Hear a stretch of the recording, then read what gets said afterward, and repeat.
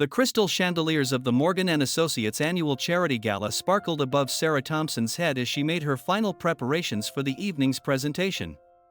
At 28, she was the youngest executive director of a non-profit organization in Portland, Oregon, and tonight was supposed to be her crowning achievement.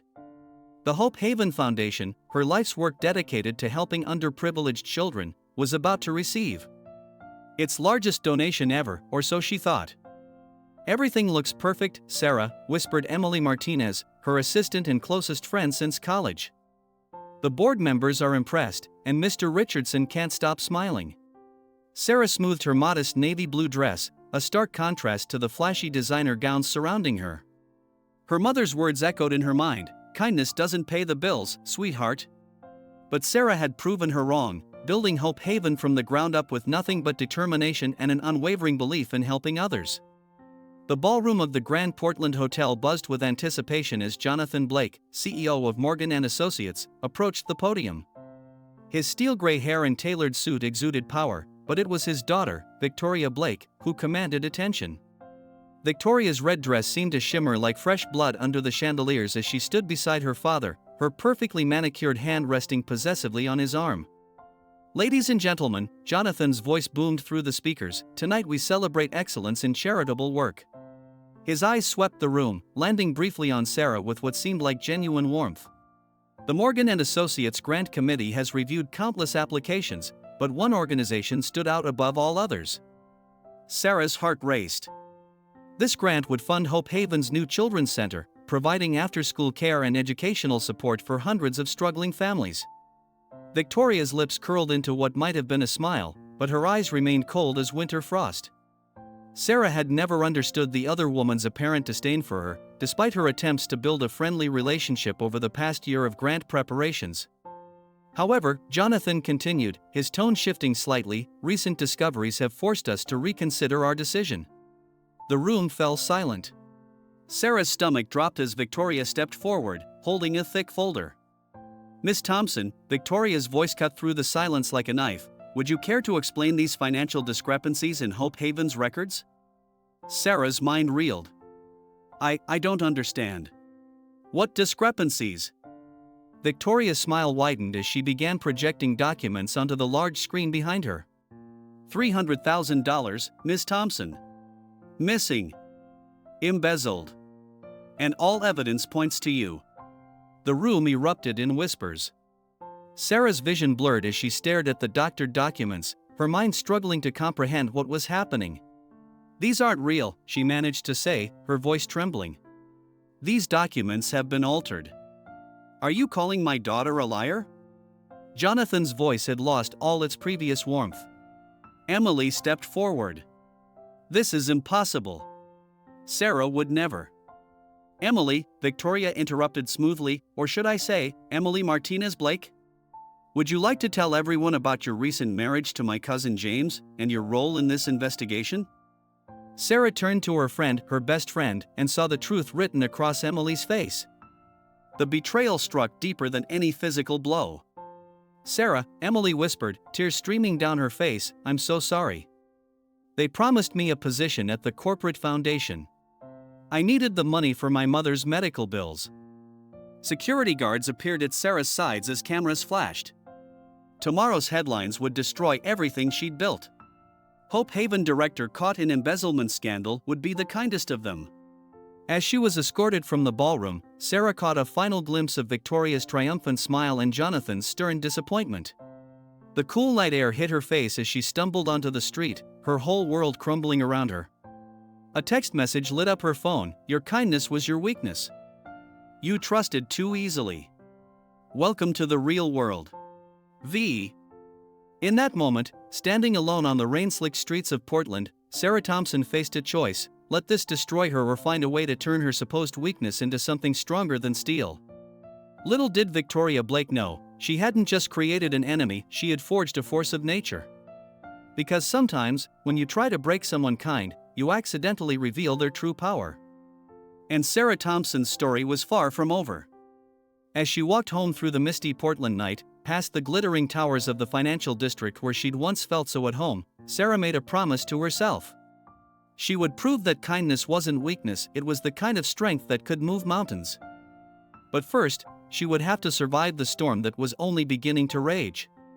The rain began to fall harder, mixing with her tears as she walked away from everything she'd built, not yet knowing that this ending was really just the beginning of a story that would shake Portland's high society to its core. In her small apartment, Sarah kicked off her heels and looked at her reflection in the mirror. The woman who stared back at her was different from the one who had walked into the gala just hours before. Her eyes held a new determination, a fire that not even Victoria Blake's eyes could extinguish. Her phone buzzed again, this time with news alerts about the scandal. But beneath them was a message from an unknown number: "Not everything is as it seems. Meet me tomorrow at Dawn's Cafe, 7 a.m. Sarah's hand trembled as she set the phone down. Tomorrow would bring new challenges, new betrayals, and perhaps, if she was lucky, new allies. But tonight, she allowed herself to feel the full weight of her loss, knowing that tomorrow she would begin the fight of her life, a fight that would test not just her kindness, but every ounce of strength she possessed. Dawn's Cafe sat on the corner of a quiet street in downtown Portland, its neon sign flickering weakly against the gray morning sky. Sarah arrived early, her designer suit replaced by jeans and a simple sweater, all she had left after her accounts were frozen. The scandal had exploded overnight, her face plastered across every local news website. The bell above the door chimed as she entered, the aroma of fresh coffee providing little comfort. Her eyes scanned the nearly empty cafe, landing on a distinguished-looking man in his 60s, sitting alone in a corner booth. He raised his coffee cup slightly, a subtle signal. "Miss Thompson," he said as she approached. "I'm Michael Crawford, former CFO of Morgan & Associates." He gestured for her to sit. "And I believe we have a common enemy in Victoria Blake." Sarah studied him carefully, her trust shattered by recent events. "Why should I believe anything you say?" Michael's weathered face cracked into a sad smile. "Because 15 years ago, Victoria did the same thing to me. Different method, same result, total destruction of reputation and career." He pulled out a thick manila envelope. "But unlike you, I saw it coming. I kept evidence." Inside the envelope, Sarah found documents, real ones, showing a pattern of corporate espionage and sabotage orchestrated by Victoria Blake. "She's been doing this for years," Michael explained. "Targeting people she sees as threats to her eventual control of the company. People with too much integrity, too much kindness." "But why me?" "Hope Haven was just a charity partner." Because Jonathan Blake was planning to make Hope Haven the cornerstone of Morgan & Associates' corporate social responsibility program. $100 million commitment over 10 years. Victoria couldn't let that happen, it would have given you too much influence. Sarah's hands trembled as she processed this information. "Emily, did Victoria target her specifically? James Blake's sudden romance with your assistant wasn't accidental. Victoria orchestrates everything." Michael leaned forward. "But she made a mistake this time. She got sloppy, left traces. And I'm not the only one who noticed." The cafe door chimed again. A young woman in a sharp business suit entered, her presence commanding attention. "Detective Amanda Chen," she introduced herself, sliding into the booth. "White Collar Crimes Division. And unofficially, we've been watching Victoria Blake for months." Sarah's mind raced with possibilities. "Why are you both helping me?" "Because we need you," Amanda said simply. "You're the perfect witness, respected, honest, with a spotless record. If you fight back, others might come forward." "But I've lost everything," Sarah whispered. "The foundation, my reputation." "Not everything," came a new voice. They turned to see an elderly woman standing by their table, elegance radiating from every pore. "Margaret Richardson," she introduced herself. "Thomas Richardson's widow." Sarah's breath caught. Thomas Richardson had been one of Portland's most beloved philanthropists before his death 6 months ago. His foundation had been Hope Haven's first major donor. "My husband always said you reminded him of me when I was young," Margaret said, taking a seat. "He also kept very detailed records of his conversations with Victoria Blake. Especially the one where she threatened to destroy Hope Haven if he didn't change his will to give her control of his foundation's board." "Which he didn't," Michael added. Instead, he left control to me, Margaret finished. And I've spent the last 6 months quietly gathering evidence. Victoria doesn't know it yet, but the Richardson Foundation is still very much in play. Sarah looked at the unlikely allies gathered around her: a disgraced executive, a determined detective, and a Steel Magnolia philanthropist. Each had their own reasons for wanting to see Victoria Blake's downfall. "What's the plan?" Sarah asked, feeling hope flutter in her chest for the first time since the gala. "First," Amanda said, "we need to protect you. Victoria won't stop at just destroying your reputation. When people usually try to fight back, they have unfortunate accidents. You'll stay at my estate," Margaret declared. "It's secure, private, and most importantly, the last place Victoria would look for you." Meanwhile, Michael added, "we start gathering more evidence. I have contacts inside Morgan and Associates who've been waiting for a chance like this." "But most importantly," Margaret said, reaching for Sarah's hand, "you need to show everyone that your kindness isn't gone. Hope Haven's families still need you. And thanks to some quiet maneuvering, I've set up a new foundation. It just needs a dedicated executive director." Sarah felt tears welling up. "Why take this risk for me?" Margaret's eyes flashed with steel. "Because Victoria Blake has spent years turning kindness into a liability. It's time someone showed her that compassion isn't weakness, it's the strongest force there is." As they finalized their plans, Sarah's phone buzzed with another text from Victoria: "Enjoying unemployment? Don't worry, it gets worse." Sarah showed the others the message. Amanda immediately began typing on her laptop. "Keep her talking. Every message is evidence." "There's something else you should know," Michael said gravely. "Jonathan Blake is dying. Cancer. He has maybe 6 months. That's why Victoria's moving so aggressively now. Once she has full control of Morgan and Associates, she'll be unstoppable," Margaret finished. "Unless we stop her first." As they left the cafe, Sarah felt a strange mix of emotions: fear, determination, and something else. Something that felt like power. Victoria had tried to break her by targeting her kindness, not realizing that true kindness had steel at its core. "One more thing," Amanda called as they parted ways. "Watch out for Emily. She's been seen meeting with Victoria again. Whatever game she's playing, it's not over." Sarah nodded, her heart heavy but her resolve strengthened. The game had changed. Victoria Blake thought she was destroying a naive do-gooder. Instead, she was about to face something far more dangerous: a kind person who had finally learned to be fierce. As Sarah followed Margaret to her waiting car, she caught her reflection in a store window. The woman looking back wasn't broken anymore. She was transformed, like steel tempered in fire. Victoria had tried to turn her kindness into a weapon against her, never realizing that true kindness had been a weapon all along, just not the kind Victoria would understand until it was too late. The car pulled away from the curb, carrying Sarah toward Margaret's estate and the beginning of their counterattack. Behind them, Portland's skyline rose into the clearing morning sky, the Morgan and Associates building standing tall and proud, unaware that its foundations were about to shake. In her pocket, Sarah's phone buzzed one more time. "A message from Emily: we need to talk. I know things. Important things. Please." Sarah showed the message to Margaret, who nodded grimly.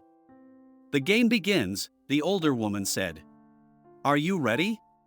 Sarah squared her shoulders, thinking of all the children who still needed Hope Haven, all the lives that hung in the balance. "More than ready," she replied. "It's time to show Portland what real strength looks like." Margaret Richardson's estate sprawled across 20 acres in Portland's West Hills, a testament to old money and careful preservation.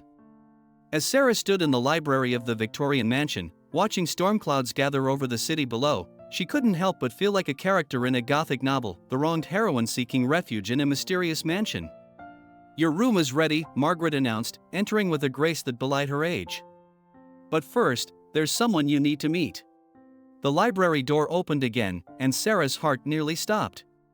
A man in his early 30s entered, his resemblance to Victoria Blake unmistakable, but where her features held ice, his held warmth. "Alexander Blake," he introduced himself, his voice carrying a weight of sadness. "Victoria's twin brother." though she'd prefer everyone forget I exist. The prodigal son, Margaret explained, pouring tea from a silver service. The one who chose art over empire. Sarah had heard whispers about Jonathan Blake's son, who'd walked away from the family business to become a photojournalist. Victoria never mentioned having a brother. Of course not, Alexander said bitterly. It's hard to maintain your image as the grieving only child caring for a dying father when your twin brother is very much alive. Thunder rolled outside as Alexander shared his story. 10 years ago, he'd discovered Victoria's first victim, a young executive named Claire Matthews, who'd committed suicide after being framed for corporate fraud. I confronted Victoria, Alexander continued, his hands clenching. She laughed. Said Claire was weak, that the business world had no place for bleeding hearts. When I threatened to expose her, she turned the family against me. Convinced our father I was mentally unstable, jealous of her success. But you kept watching, Sarah guessed. From a distance. Documenting everything.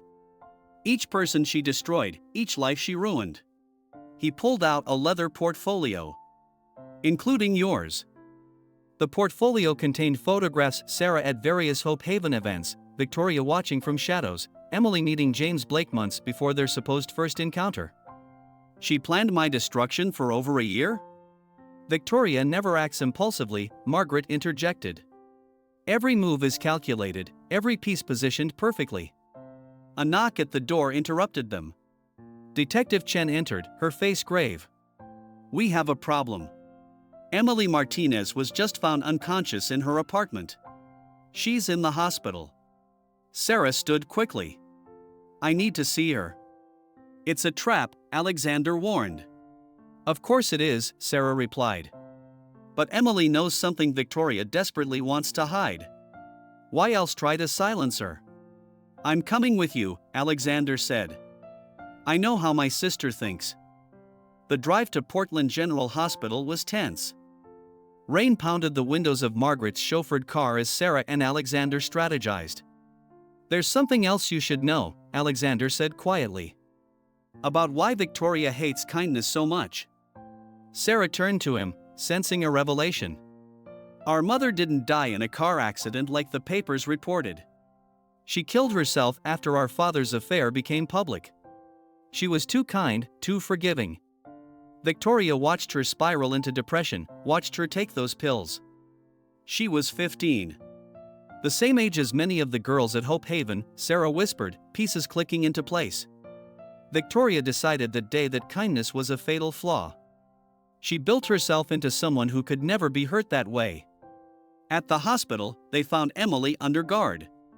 Her face was bruised, but her eyes were clear. When she saw Sarah, she began to cry. I'm so sorry, she whispered. I never meant. They have my mother. Victoria said she'd cut off the medical care if I didn't help them. Help them how? Sarah asked gently, her kindness winning over her hurt. The documents, the ones they used to frame you. I didn't just help create them. I found the real ones. The ones that prove Victoria has been embezzling from the Morgan Foundation for years. Using charity donations to fund a secret account. Alexander's breath caught. The Cayman Islands accounts. I knew they existed but could never prove it. Emily's monitors began beeping rapidly. Victoria found out I made copies. She sent someone. I managed to hide them. Her voice weakened. Where? Sarah pressed. Emily, where are the documents? But Emily's eyes were closing as nurses rushed in. Hope. She whispered before losing consciousness. In the hallway, Sarah's mind raced. Hope. Hope Haven. The documents must be hidden at the foundation office, which is currently sealed by the police, Detective Chen reminded them. Not the old office, Sarah realized. Our first location, before we moved downtown. Emily helped me pack everything. She would have known about the loose floorboard under my desk. Alexander was already moving. We need to hurry. If Victoria figures it out. They arrived at the old Hope Haven building, a converted Victorian house in a quiet neighborhood, just as another car pulled up. Sarah's heart stopped as James Blake stepped out. "Hello, cousin," Alexander said coldly. "Here to clean up Victoria's mess?" James looked between them, conflict clear on his face. "You don't understand. Victoria, she has something on everyone. Even me." "Let me guess," Alexander replied. "Photos from your time in Miami? The real reason you left the family business for 2 years?" James paled. Sarah watched the interaction, remembering what Margaret had said about kindness being a strength. "We can help you, James. All of us. But you have to choose right now, are you Victoria's pawn or your own man?" Thunder crashed as James made his decision. "The photos are in a false bottom of the third drawer. Victoria doesn't know about them yet. She sent me to search the building tonight."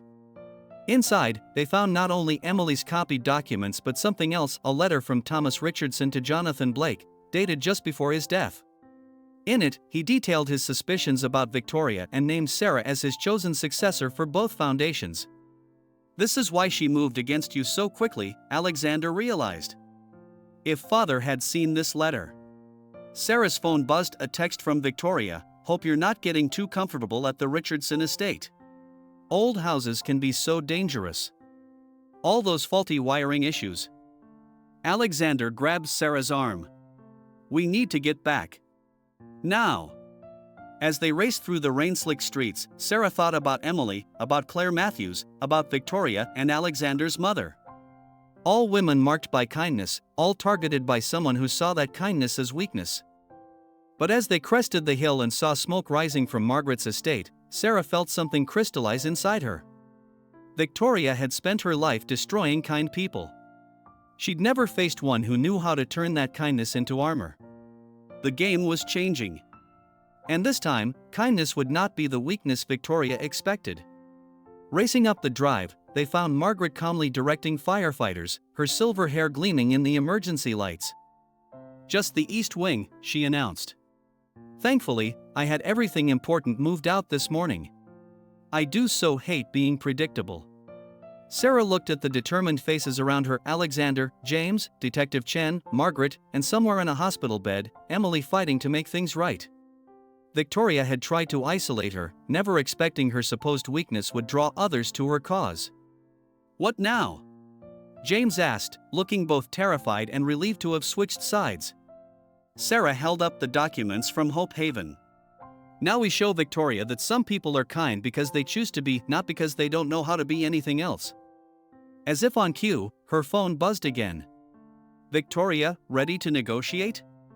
The Richardson estate was just the beginning. Sarah looked at Alexander, who nodded grimly. "Reply," he said. "It's time my sister learned that some weapons can't be corrupted, they can only be transformed." Sarah typed, "You're right. Kindness was my weakness. Until you taught me how to make it my strength." Game on. The next morning dawned cold and clear over Portland, the aftermath of the fire at Margaret's estate still hanging in the air like a warning. Sarah stood in the temporary command center they'd established in Margaret's downtown penthouse, spreading documents across a massive oak table. "Victoria's getting desperate," Alexander said, studying security footage from the hospital. "Emily's accident and the fire at Margaret's, she's breaking pattern, making mistakes." Detective Chen nodded, pinning photographs to an evidence board. "Classic cornered behavior. But that makes her more dangerous." Sarah's phone lit up with a news alert, breaking, Jonathan Blake steps down as CEO of Morgan & Associates, daughter Victoria Blake named interim chief executive. "It's happening faster than we thought," Margaret said, entering with a stack of financial records. "Jonathan's condition must be worse than reported." Sarah felt a chill. With Victoria in control of Morgan & Associates, their window of opportunity was shrinking. But they had something Victoria didn't expect, a plan that relied on kindness as its greatest weapon. "Mr. Blake will be making his first public appearance since the announcement at tonight's Hospital Foundation Gala," Detective Chen reported. "Victoria will be by his side, presenting the company's annual donation." "Perfect," Sarah said softly. "Because we'll all be there too." Alexander raised an eyebrow. "How?" "Victoria's blacklisted us all." Margaret's elegant laugh filled the room. Darling, I've been on the hospital board for 30 years. My invitation comes with a +4. As they finalized their plans, James Blake arrived, looking nervous but determined. I've got what you asked for, he told Sarah, handing over a USB drive. Every email Victoria sent about Hope Haven and the Richardson Foundation. She really planned this for years. Thank you, James, Sarah said gently, seeing the pain in his eyes. I know how hard this is. She's my cousin, he whispered. But what she did to Emily, to you, to everyone. I can't be part of it anymore. A nurse appeared in the doorway. They'd moved Emily to Margaret's private medical suite for protection. Miss Thompson? She's asking for you. Sarah found Emily propped up in bed, looking frail but alert. The gala, she said without preamble. Victoria will have the offshore account numbers with her. She always carries them on a secured phone. She's paranoid about digital trails. How do you know this? Emily's eyes filled with tears. Because she made me set up the accounts. Said if I ever told anyone, my mother would lose everything. But Mom, she died last night. Victoria pulled her medical support anyway. Sarah sat on the bed, taking Emily's hand. This was what Victoria never understood about kindness. It wasn't about being naive or weak. It was about choosing to remain open-hearted even after being hurt. We'll make it right, Sarah promised. All of it. Back in the command center, they refined their strategy. Margaret would arrive first, playing her usual role as society doyenne. Alexander would pose as press, his camera providing crucial documentation. Detective Chen would coordinate with hospital security, while James worked his family connections. And me? Sarah asked. Alexander smiled.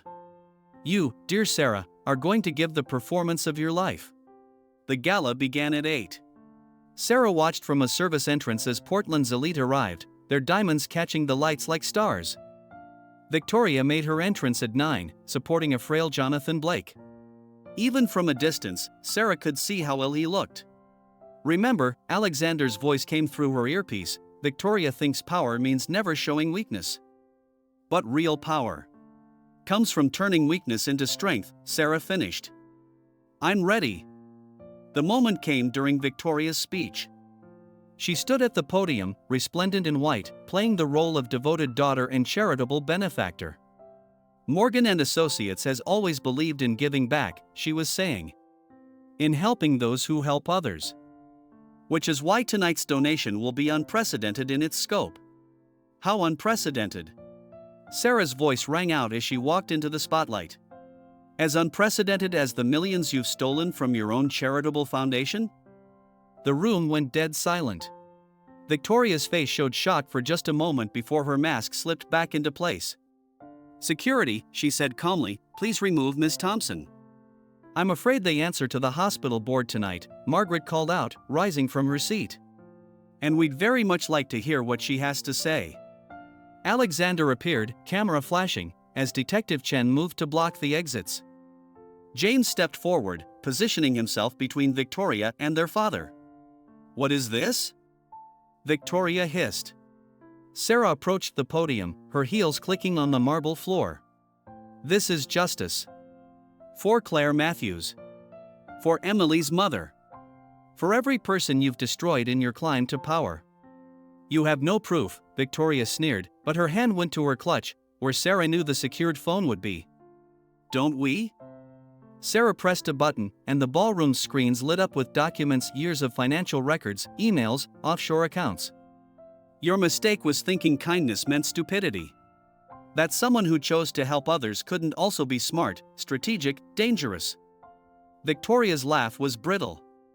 And you think anyone will believe a disgraced charity director over me? I am Morgan and Associates now. Are you? Jonathan Blake's weak voice carried across the suddenly silent room. He struggled to his feet, James supporting him. I received some interesting documents this afternoon, Victoria. About Thomas Richardson's death. About Claire Matthews. About what really happened to your mother. Victoria went pale. Daddy, I can explain. Mr. Blake, Sarah said gently, I know you're not well. But your company's legacy deserves better than this. Your wife's memory deserves better. My wife, Jonathan whispered, she was kind too. Like you, Miss Thompson. I forgot that somewhere along the way, listening to Victoria's twisted logic about strength and weakness. Daddy, no, Victoria's voice held real fear now. Everything I did was for you, for the company. No, Jonathan's voice hardened. Everything you did was because you never understood that your mother's kindness was her greatest strength. The strength I fell in love with. The strength I lost sight of, raising you to be hard instead of resilient.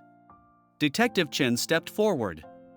Victoria Blake, you're under arrest for fraud, embezzlement, and conspiracy.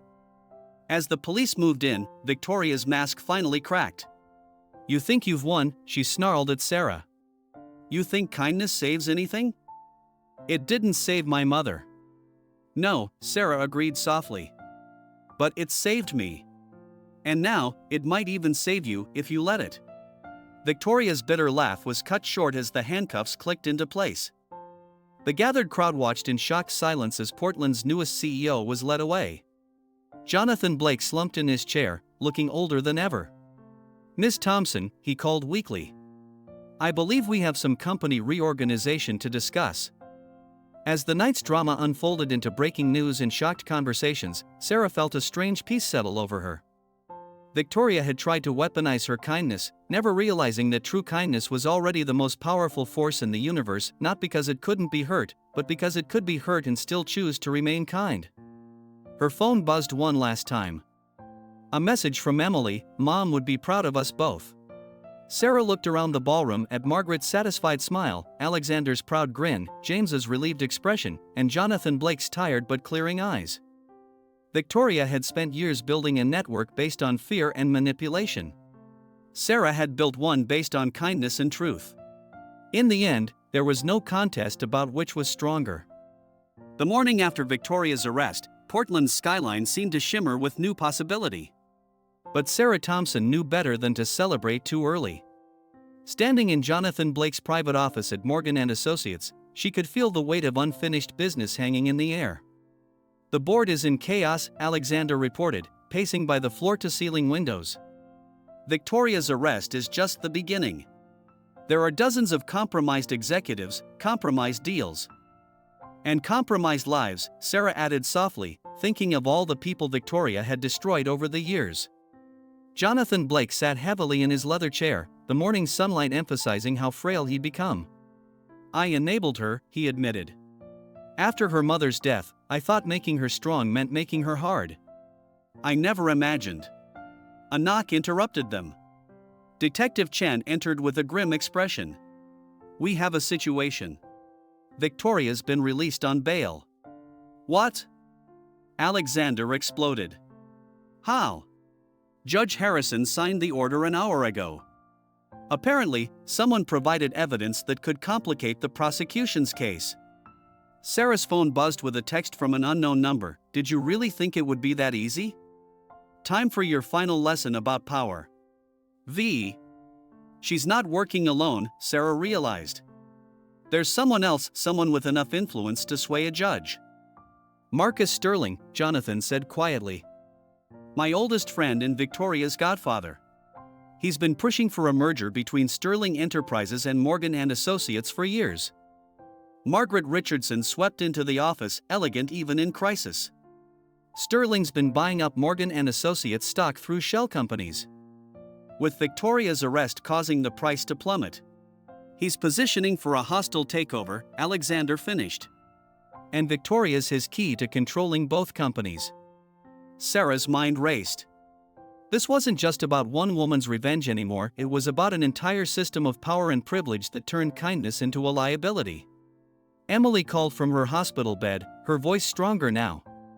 Sarah, you need to check Victoria's private office. Third painting from the left, there's a safe behind it. The combination, it's our old Hope Haven Street address.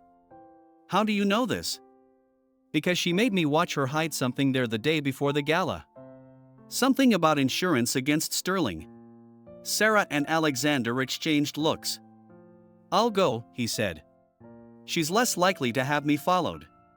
As Alexander left, James Blake arrived with more news. Sterling's called an emergency board meeting for tomorrow morning. He's proposing a vote of no confidence in the current leadership. Jonathan began to cough, the stress taking its toll. We need to stop them. No, Sarah said firmly. You need to rest. Let us handle this. Detective Chen's phone chirped. Victoria's been spotted entering Sterling Tower. And she's not alone, Judge Harrison is with her. A planning meeting, Margaret mused. They'll be laying out their strategy. Sarah stood suddenly. No. They'll be making mistakes. Because that's what happens when you think power only flows one way. She turned to the others. Victoria and Sterling, they see kindness as weakness because they think it means letting people walk all over you.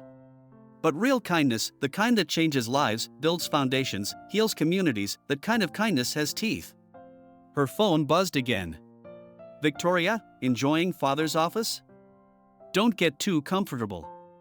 By this time tomorrow, there won't be a Morgan and Associates left to save. Sarah smiled. Actually, she's right. There won't be a Morgan and Associates tomorrow, there'll be something better. Over the next few hours, they put their plan into motion. Margaret activated her society connections, spreading whispers about Sterling's business practices. James and Detective Chen worked with the SEC, connecting dots that had been ignored for years. Alexander returned from Victoria's office, triumphant. Found it, he said, holding up a USB drive. Every dirty deal Sterling's ever made, every judge he's bought, every official he's threatened. Victoria kept it as insurance. She never trusted her godfather any more than she trusted anyone else. Send copies to every major news outlet, Sarah instructed. But hold the most damaging pieces.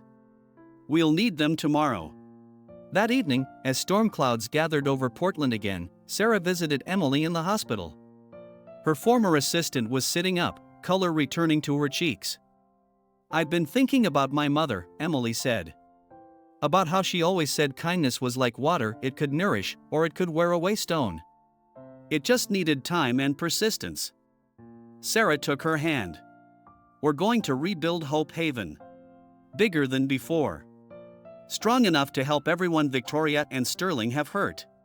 How can you be so sure? Because tomorrow, they're going to learn what happens when kind people stop playing by cruel rules and start making their own. The storm broke as Sarah left the hospital, thunder echoing through Portland's streets like warfare. Her phone lit up with messages from their growing network of allies, former victims of Victoria and Sterling, whistleblowers, journalists, all waiting for tomorrow's signal. In Margaret's penthouse, they made final preparations. Alexander edited his photos and videos, creating a devastating timeline of corruption. Detective Chen coordinated with federal agents. James practiced his testimony about years of corporate manipulation. Sarah, Jonathan called weakly from his makeshift bed. I need to tell you something. About Victoria's mother, about Catherine. Sarah sat beside him, taking his frail hand. I know. She didn't just die from those pills, did she? She found out about Sterling's first attempt at a takeover, about how you'd been manipulated into betraying your own company's values. Jonathan's eyes filled with tears. How did you know? Because Victoria keeps a picture of her mother hidden in her desk. The only pure thing left in her life. And tomorrow, we're going to use that truth to set everyone free, including Victoria. As midnight approached, Sarah stood at the penthouse windows, watching lightning illuminate the city. Her phone buzzed one final time. Victoria, last chance. Walk away now, keep your precious reputation intact. Stay, and I'll destroy everything you've rebuilt. Sarah showed the message to Alexander, who smiled sadly. She still doesn't understand, does she? You can't destroy kindness. You can only reveal its true power. Tomorrow morning, Sarah said quietly, your sister's going to learn that lesson. Along with everyone else who thought kindness was a weakness to exploit. Thunder crashed overhead as Portland's lights flickered, as if the city itself was holding its breath for what morning would bring. In hospitals and homes and offices across town, people waited, victims and victimizers, the powerful and the powerless, all about to witness what happened when kindness finally showed its teeth. Sarah sent one last text to Victoria, Thank you for teaching me that kindness isn't just a virtue, it's a weapon. See you at the board meeting." Then she turned to her allies, her army of the kind and the wounded and the ready, and nodded. "Get some rest," she said. "Tomorrow, we change everything." The storm raged on, but Sarah felt only peace. Victoria had tried to break her by targeting her kindness. Instead, she'd helped forge that kindness into something unbreakable. And tomorrow, the whole world would see exactly what that meant. Dawn broke over Portland like a fever, the morning sun painting Morgan and Associates Tower in shades of blood and gold. Sarah adjusted her dark blue suit, her armor for the battle ahead, as she rode the elevator to the top-floor boardroom. Alexander stood beside her, camera ready.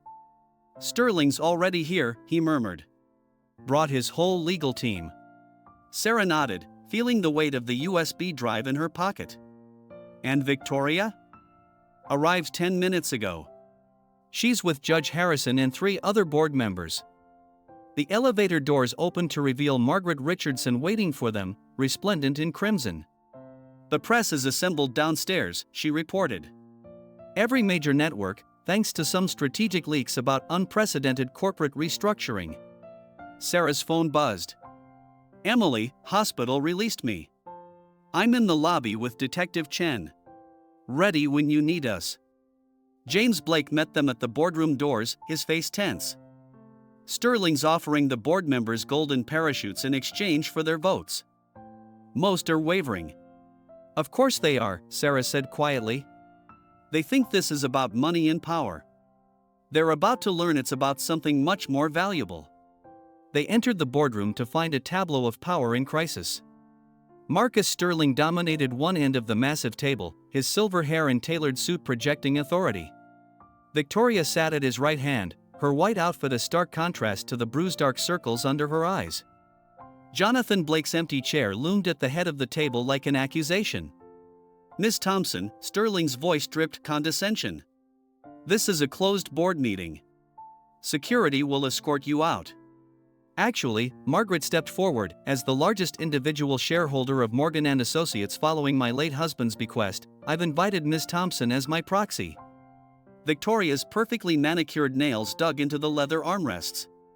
"This is absurd. She's under investigation for embezzlement." "Funny you should mention investigations," Detective Chen said, entering with Emily in a wheelchair. "The FBI's forensic accounting team has some fascinating theories about where that money really went." Sterling's smile never wavered. "Whatever amateur dramatics you're planning, they won't change the facts. By noon, I'll control enough shares to force a merger. By evening, Morgan & Associates will be a subsidiary of Sterling Enterprises. Unless," Victoria added with a cruel smile, "Sarah would like to withdraw her accusations and leave Portland. Permanently." Sarah walked to the head of the table, placing both hands on Jonathan's empty chair.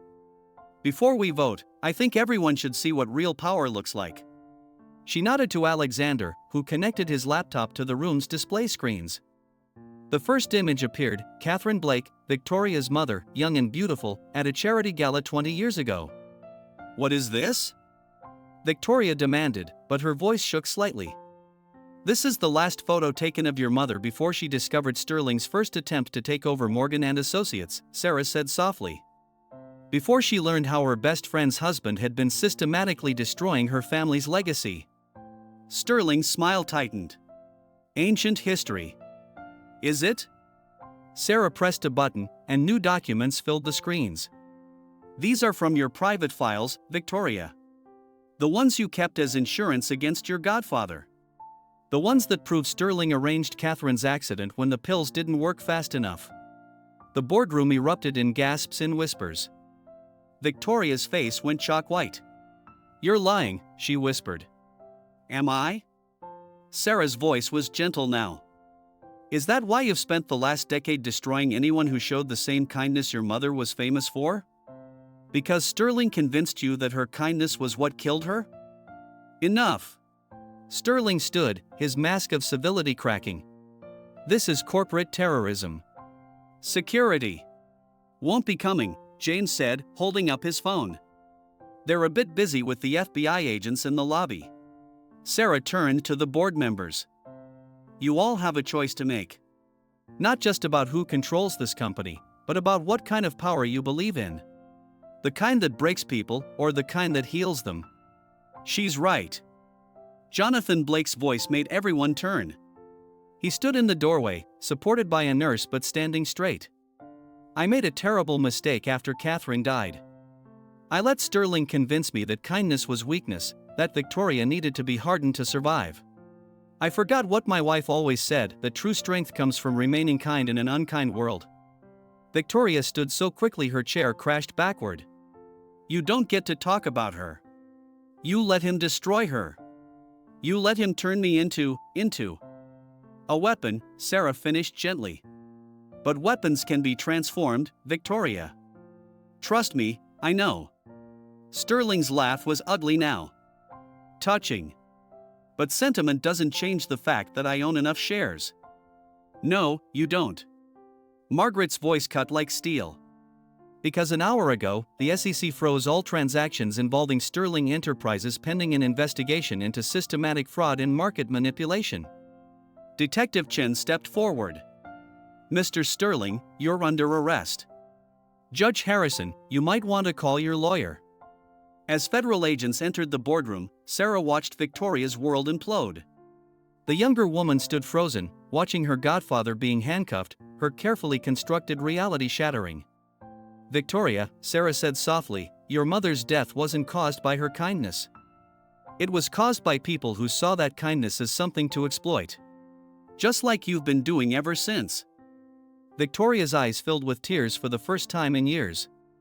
I thought I was honoring her by being strong. You want to honor her? Sarah held out a hand. Help me rebuild what Sterling destroyed.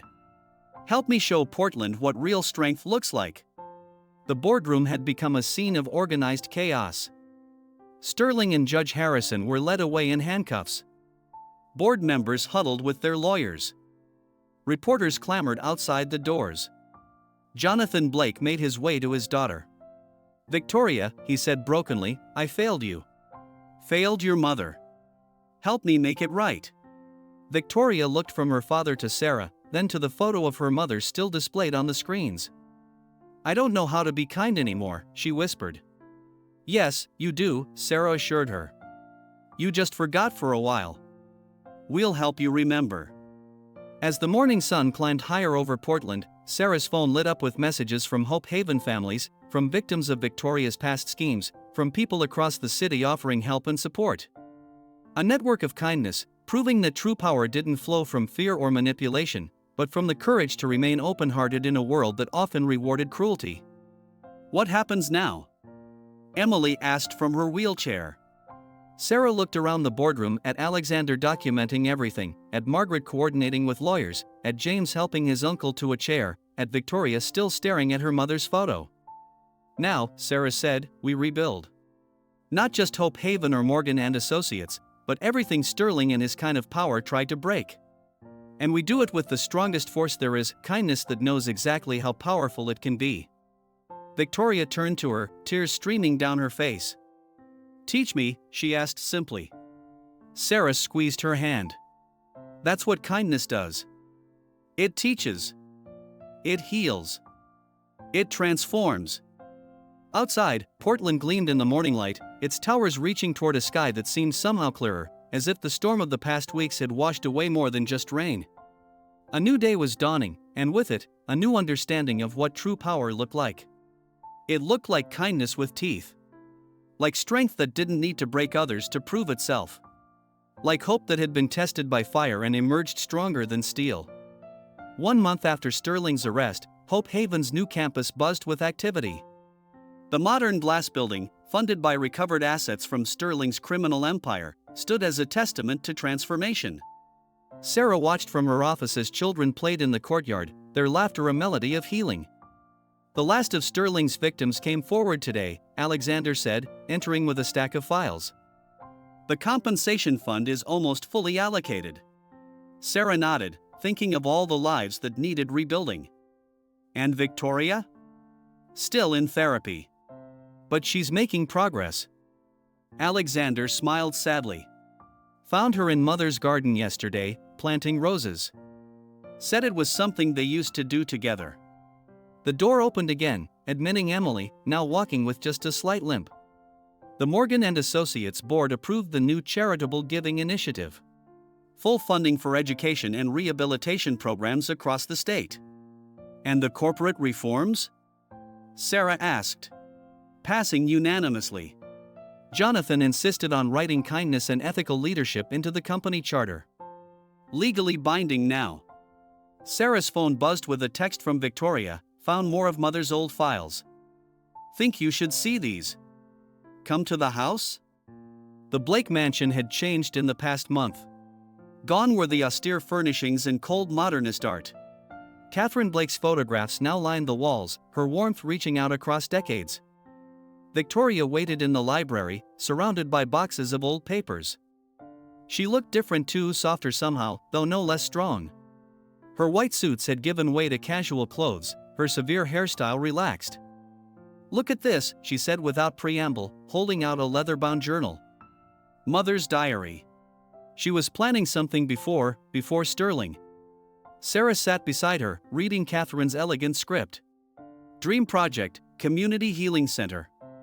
A place where kindness isn't just preached but practiced. Where those who've been hurt can learn to trust again, and those who've caused hurt can learn to heal. It's Hope Haven, Victoria whispered. Everything you built, it's what she wanted to create. Sarah felt tears prick her eyes. Then let's make it even better. Together. Margaret arrived as they were going through the papers, bringing news from her society connections. Sterling's empire is crumbling. His old allies are scrambling to distance themselves. The age of cruel power is ending in Portland. But people are scared, Emily added, joining them. When systems change, even broken ones. That's why they need guides, Sarah said firmly. People who've lived both sides, the cruelty and the kindness, and chosen kindness anyway. Victoria looked up sharply. You mean me? Who better to teach about transformation? The next day, they gathered at the newly renamed Catherine Blake Memorial Hall at Hope Haven. Jonathan Blake sat in the front row, oxygen tank beside him but eyes bright as he watched his daughter approach the podium. Victoria's hands trembled slightly as she faced the crowd, former victims, Hope Haven families, press, and corporate leaders. I spent years thinking kindness was weakness, she began. I learned that lesson from people who profited from cruelty. Who taught me to see my mother's greatest strength as a fatal flaw. She paused, looking at Sarah. But someone showed me that true kindness isn't naive. It's not weak. It's the kind of strength that transforms instead of destroys. That heals instead of wounds. That builds instead of breaks. In the audience, Alexander filmed everything, documenting this moment of change. Detective Chen sat with James, both watching their former adversary become something new. Margaret dabbed at her eyes with a silk handkerchief. So today, Victoria continued, we're announcing the Catherine Blake Foundation for Transformative Justice. Not just compensation for past wrongs, but active programs to prevent future ones. Teaching empathy in boardrooms. Kindness in corporate culture. Healing for those who've been hurt, and redemption for those who want to change. Sarah stood to join her at the podium. Because true power, she added, doesn't flow from fear or force. It flows from the courage to remain kind in an unkind world, and the wisdom to know when that kindness needs teeth. The applause was thunderous, but Sarah barely heard it. She was watching Victoria's face as her former enemy looked out at the crowd, seeing not targets to destroy, but lives to help heal. Later, in the garden behind Hope Haven, Sarah found Emily sitting by the new fountain. Thinking about your mother, she asked gently. Emily smiled through tears. She would have loved this. The way everything came full circle. How healing can multiply. Like kindness, Sarah agreed, sitting beside her. Her phone buzzed with news alerts, Sterling Enterprises dissolved, assets redistributed to Victims Fund and Morgan & Associates leads corporate ethics revolution. Victoria joined them, carrying 3 cups of coffee. The FBI found more of Sterling's hidden accounts. Enough to fund Hope Haven programs in 3 more cities. Your mother would be proud, Sarah told her. Of all of this. Of you. Victoria's smile was tremulous but real. I keep thinking about what you said that night at the gala. About kindness saving me. I didn't understand then. And now? Now I understand that saving isn't the same as excusing. That kindness can hold people accountable while still offering them a path to redemption. They sat in comfortable silence, watching the sunset paint Portland's skyline in shades of hope. Sarah thought about all the lives touched by this transformation, from the children playing in Hope Haven's halls to the executives learning new ways to measure success. Jonathan Blake's health was failing, but he spent his remaining time recording his own transformation, ensuring future leaders would understand the true cost of valuing power over kindness. James had taken over daily operations at Morgan & Associates, implementing ethical business practices that were already showing better returns than Sterling's cruel efficiency. Margaret had turned her society connections into a network for change, proving that old power structures could be repurposed for healing. Alexander's documentation of everything would become a teaching tool, showing future generations how to recognize and resist the allure of cruel power. And Emily. Emily had become Hope Haven's head of community outreach, turning her understanding of both vulnerability and strength into programs that actually helped people heal. Sarah's phone lit up one last time that evening. A message from an unexpected source, Judge Harrison, writing from prison, "You were right about all of it. When I get out, could I volunteer at Hope Haven? I have a lot to make up for." Sarah showed the message to Victoria, who nodded slowly. "That's what Mother would have done," she said. Given people a chance to learn what she knew all along, that kindness isn't just a choice we make. It's the power that changes everything. As night fell over Portland, the lights of Hope Haven glowed like beacons, drawing people toward a new way of understanding strength. Sarah looked at her unlikely circle of friends, former enemies transformed by the very force they'd once despised, and felt the truth of it all settle into her bones. Victoria had tried to break her by targeting her kindness. Instead, she'd helped create something unbreakable, a movement that proved once and for all that true power didn't corrupt kindness, it revealed its ultimate, transformative strength. 1 year to the day after the fateful gala that had changed everything, Sarah Thompson stood in the garden of the newly completed Catherine Blake Center for Healing. The autumn sun cast long shadows across the memorial fountain where Catherine's favorite quote was inscribed, "Kindness is not weakness, it is the courage to remain soft in a world that tries to make you hard." "Ready for the dedication?" Alexander asked, adjusting his camera. He'd spent the past year documenting their journey, creating what he called a testament to transformation. "Almost," Sarah replied, watching a familiar figure approach through the rose garden. Victoria Blake had changed so much in a year. Gone was the Ice Queen who'd tried to destroy her. In her place walked a woman who carried both strength and softness, her mother's legacy finally understood. "Dad's having a good day," Victoria said, joining them. "He wants to make the speech himself." Jonathan Blake's battle with cancer had been fierce, but he'd held on, determined to see this day. His testimony had helped convict Sterling, who now faced life in prison. More importantly, his public acknowledgement of his own failures had sparked a nationwide conversation about corporate culture and the true meaning of power. Emily arrived with the first guests, families from Hope Haven, corporate leaders, and most meaningfully, former victims of Sterling's empire who'd found healing through the Catherine Blake Foundation's programs.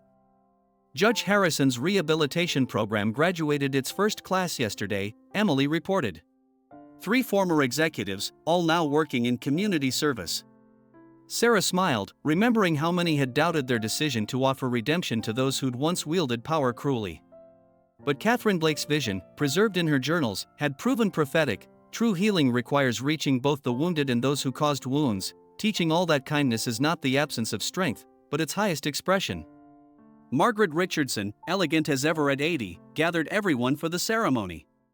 The Catherine Blake Center stood as her final great project, a place where corporate ethics training happened alongside trauma healing, where future leaders learned alongside those their predecessors had hurt.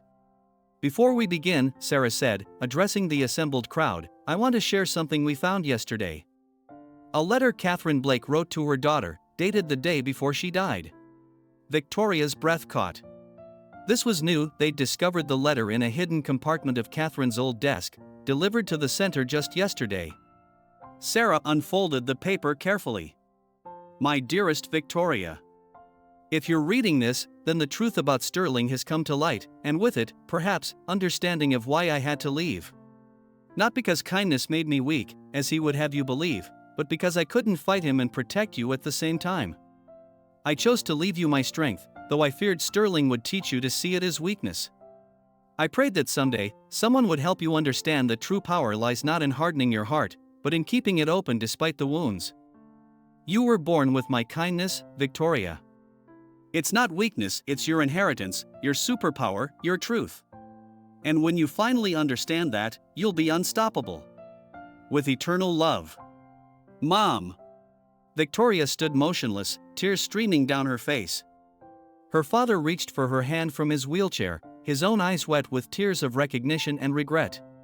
Sarah continued the ceremony, unveiling the center's mission statement, where kindness becomes strength and healing transforms power. The center would stand as a monument to everything they'd learned. Its programs, combining corporate ethics with community healing, had already been adopted by companies nationwide. The Catherine Blake Protocol for Ethical Leadership was becoming standard business practice.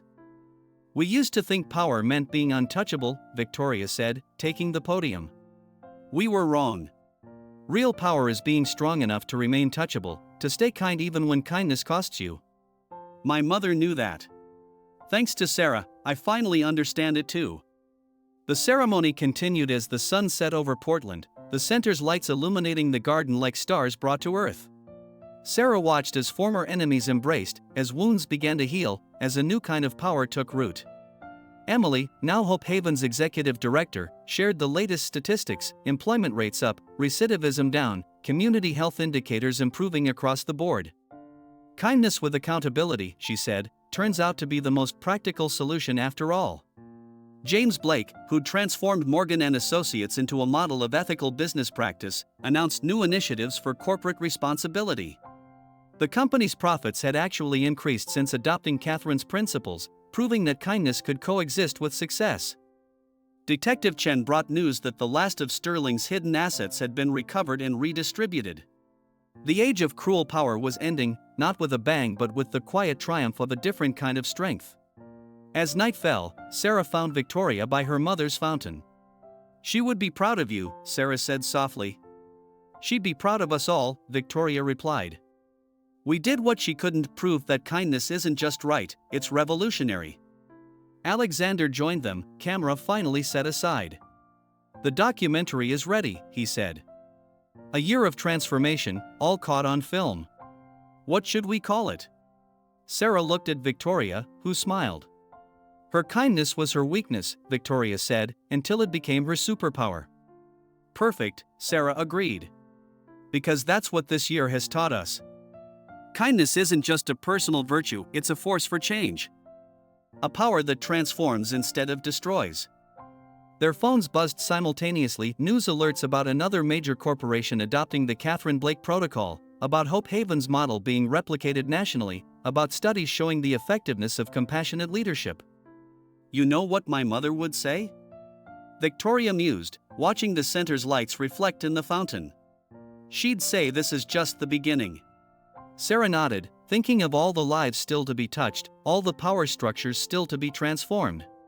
She'd be right. Because once you understand that kindness is strength, everything changes. Jonathan Blake called them inside for the final part of the ceremony, the launching of the Catherine Blake Leadership Academy, where future generations would learn the true meaning of power. As they walked through the garden, past the roses Catherine had loved, past the quotes about kindness and courage that lined the paths, past the faces of people whose lives had been changed, Sarah felt the truth of their journey settle into place. Victoria had tried to destroy her by targeting her kindness, seeing it as weakness. Instead, she'd helped reveal kindness for what it truly was, the most revolutionary power of all. A force that could transform enemies into allies, wounds into wisdom, and cruel power into compassionate strength. The Catherine Blake Center glowed in the darkness like a beacon, calling to all who needed to learn this truth, that kindness wasn't the absence of power, but its highest expression. That staying soft in a hard world wasn't weakness, but the ultimate strength. And as Sarah looked at her unlikely family, Victoria and Alexander, Emily and James, Margaret and Jonathan, and all the others whose lives had been transformed, she knew that this wasn't really an ending at all. It was a beginning. A revolution of kindness, spreading out from Portland to touch the world. A new understanding of power, born from the courage to remain kind in an unkind world. Because sometimes, when the world tries to break you by targeting your kindness, it accidentally reveals that kindness was your superpower all along.